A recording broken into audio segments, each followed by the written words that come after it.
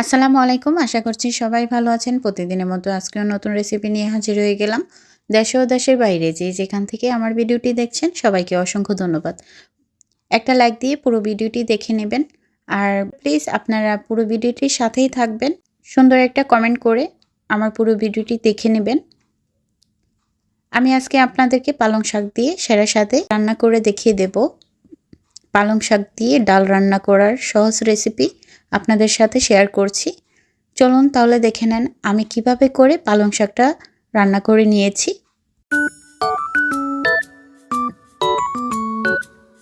চুলায় একটা প্যান বসিয়ে দিলাম আর এখানে নিয়েছি রসুন কুচি আর পেঁয়াজ কুচি।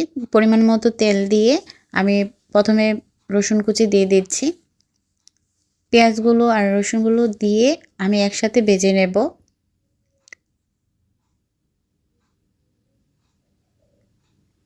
এভাবে করে যদি পালং শাক ডাল রান্না করেন তাহলে মুখের স্বাদ লেগে থাকবে। একবার খেলে বারবার খেতে ইচ্ছে করবে, এতটাই টেস্ট হয় এই পালং শাকের ডাল রান্নাটা। আমি বাদামি করে ভেজে নিয়েছি।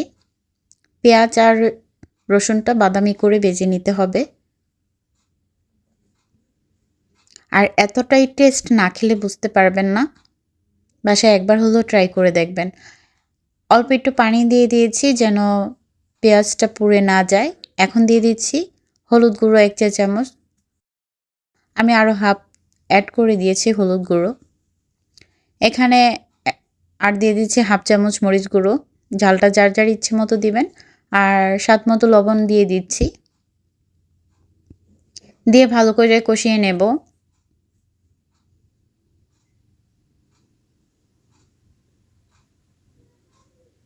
কষানো শেষ পর্যায়ে এখন আমি দিয়ে দিব ডাল।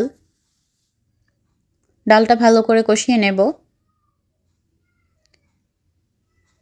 এভাবে একবার হলেও ট্রাই করে দেখবেন কতটা টেস্ট হয়।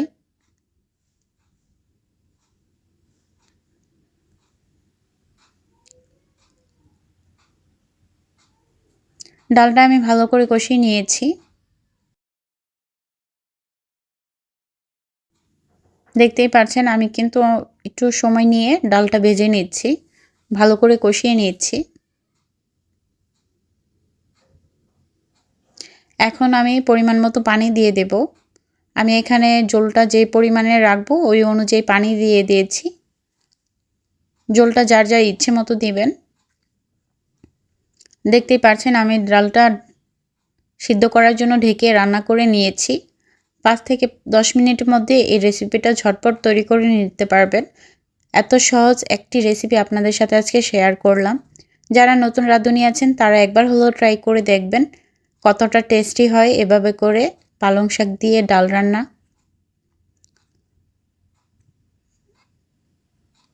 আমি পরিষ্কার পানি দিয়ে ধুয়ে নিয়েছি পালং শাকগুলো।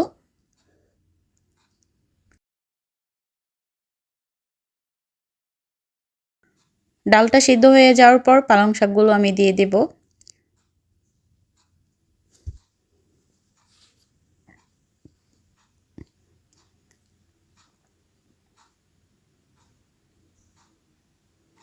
আমি কিন্তু এখানে ঝোলটা কম পরিমাণে দিয়েছি, আমি বেশি ঝোল ঝোল রাখবো না তাই।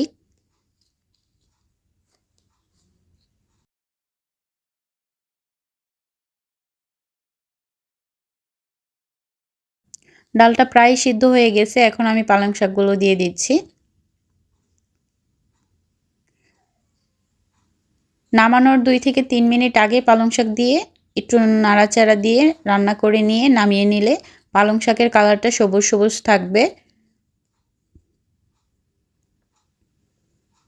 এখন আমি ভালো করে নেড়েচেড়ে মিলিয়ে নিচ্ছি। দেখতেই পাচ্ছেন আমি কিভাবে রান্নাটা করে নিচ্ছি। একদম ঝামেলা ছাড়া সহজভাবেই আমি আপনাদেরকে আজকে এই রেসিপিটা দেখিয়ে দিয়েছি। কোনো রকম ঝামেলা ছাড়াই সেরা স্বাদে রান্না করে নিতে পারবেন ঝটপট এই রেসিপিটা।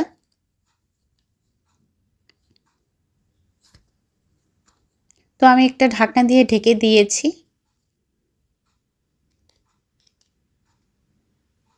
ঢাকনাটা তুলে এখন কয়েকটা কাঁচামরিচ দিয়ে দেব। দেখতেই পাচ্ছেন কতটা লোভনীয় হয়েছে।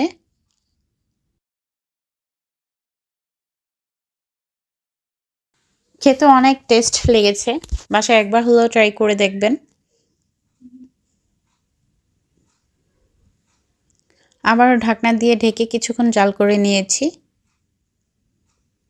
খুবই কম সময়ের মধ্যে এই রেসিপিটা তৈরি করে নিতে পারবেন ঝটপট।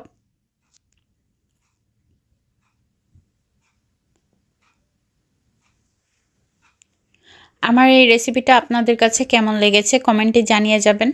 ভালো লেগে থাকলে লাইক কমেন্ট শেয়ার করে পাশে থাকবেন।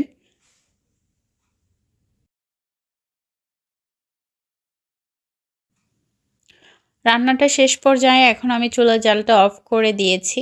এখন দিয়ে দিব কিছু ধনিয়া পাতা।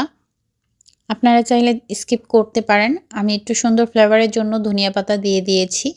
এখন আমি আপনাদেরকে পরিবেশন করে দেখিয়ে দিচ্ছি কতটা লোভনীয় হয়েছে।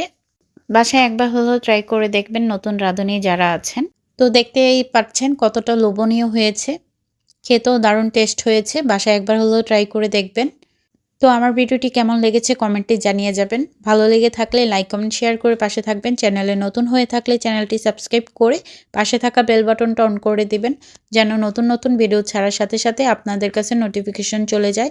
আর যারা অলরেডি চ্যানেলটা সাবস্ক্রাইব করে দিয়েছেন তাদেরকে অসংখ্য ধন্যবাদ। পুরো ভিডিওটির সাথে থাকার জন্য সবাইকে ধন্যবাদ। সবাই ভালো থাকবেন, সুস্থ থাকবেন। Thank you for watching. আল্লাহ হাফেজ।